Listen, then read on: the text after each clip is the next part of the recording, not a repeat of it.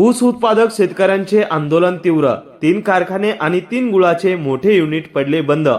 कोयता बंद, वाहतूक बंद, कारखाना बंद अशी आंदोलकांची घोषणा आहे। गेल्या महिनाभरांपासून ऊस उत्पादक शेतकऱ्यांचे भाववाढीसाठी आंदोलन सुरू आहे। पहिली उचल 3,000 रुपये आणि अंतिमतः 4,000 रुपये प्रति टन भाव द्यावा अशी मागणी केली जाते। महिनाभरात टायर पेटून गावोगावी आंदोलने करण्यात आली, रास्ता रोको करण्यात आले।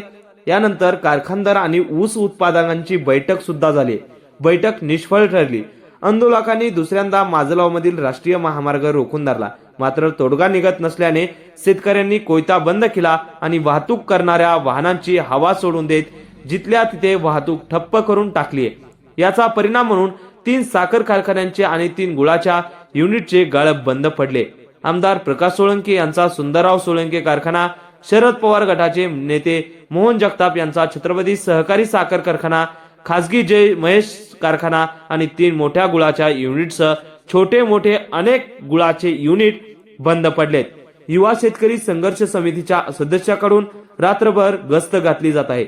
ऊस वाहतूक पूर्णपणे बंद राहावी यासाठी कडाक्याच्या थंडीत ही गस्त सध्या घातलेली पाहायला मिळते।